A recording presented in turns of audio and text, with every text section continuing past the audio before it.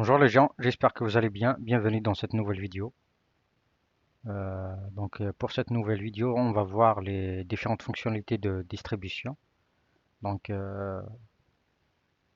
quand on avait introduit le milieu granulaire, on avait vu seulement une fonction pour pouvoir créer les rayons, générer les rayons. C'est granule random qui prend bien sûr trois paramètres, nombre de particules et le rayon max et le rayon minimal. Donc, bien sûr, on a découvert aussi type de dépôt, mais cette fois-ci, donc, on va voir les différentes types de distribution. Donc, j'ai repris seulement un notebook qui est déjà, donc j'ai rajouté des conditions pour voir toutes les fonctions, les, les fonctionnalités de distribution. Donc, la première, c'est la fonction granulo monodisperse. Donc, elle prend deux paramètres, nombre de particules et le rayon. Donc, c'est une fonction qui crée donc une matrice euh, qui n'a que des éléments 1. Donc 1 pour tous ces éléments, donc fois le rayon. Donc si seulement, voilà, on dit de générer à partir d'un nombre de particules des rayons qui sont identiques. Voilà, c'est donc si j'exécute pour la première fonction.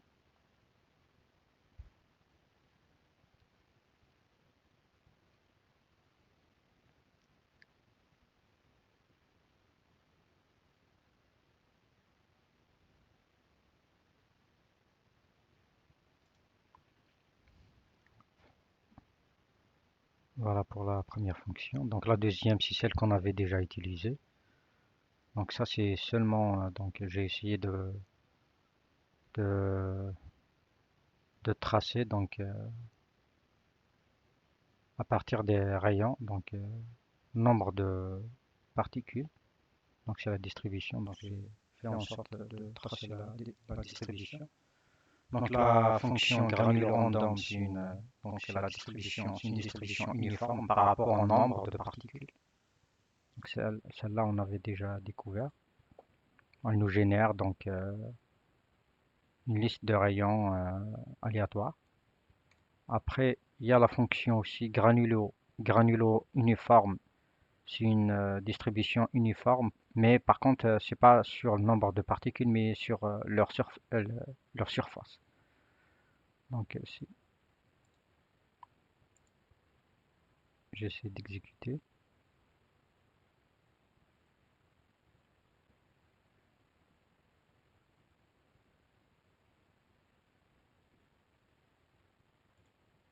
hop, voilà.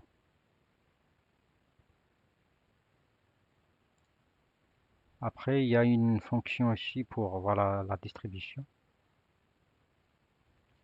Donc, si je compare titre comparatif, donc c'est comme si qu'on voit ici, c'est une loi exponentielle. Mais par contre, c'est une distribution uniforme, mais sur les surfaces, sur les surfaces. Donc il y a aussi une fonction qui s'appelle toSizesNumber. Elle prend en paramètre le nombre de particules, le Rmin et le Rmax, et un paramètre. Le paramètre, c'est ce paramètre, donc il va essayer de comparer la liste générée. Si elle est inférieure à la valeur ici que vous avez imposée, donc il va prendre le rayon min.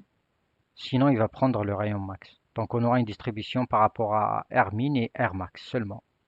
Il se peut aussi que c'est seulement Rmin ou Rmax, selon votre condition. Donc ça, elle opère par rapport au nombre de particules. La deuxième, elle opère aussi par rapport à volume parce que c'est pas le même nom de fonction. Donc, toSizes, volume, ici number. Ça, c'est pas par rapport aux surfaces. Voilà.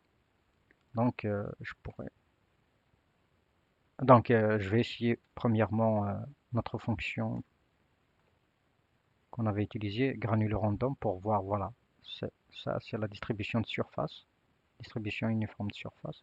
Si j'essaye par rapport à la distribution uniforme pour de nombre,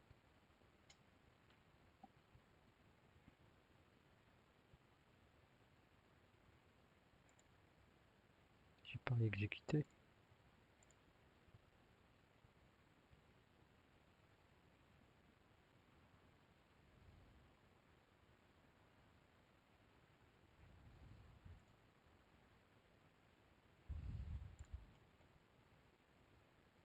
Voilà la distribution pour le nombre et la surface on avait vu. Donc si j'essaie le quatrième cas, donc je vais exécuter la loi binomiale. Donc ces deux-là, ce sont des lois binomiales. Donc je vais exécuter la loi binomiale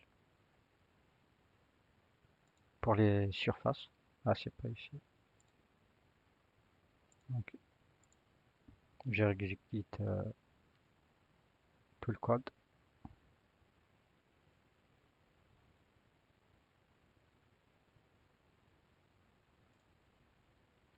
Voilà.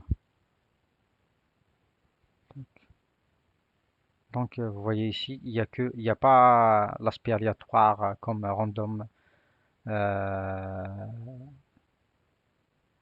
comme notre fonction random. Mais par contre, il y a seulement le rayon max et le rayon min. Et je pourrais il y a aussi seulement selon votre condition.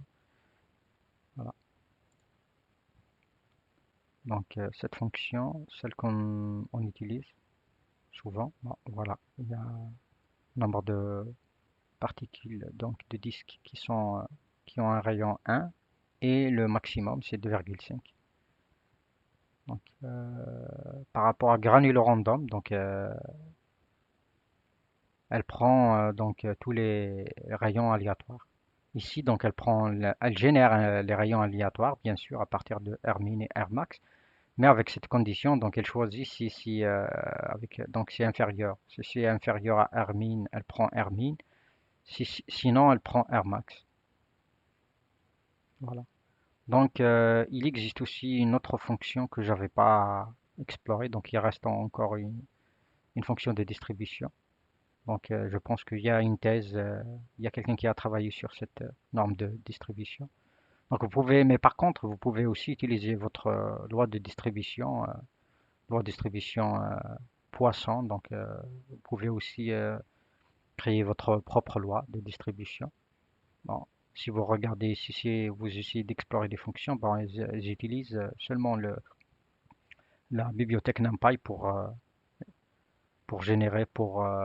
générer la distribution. Voilà.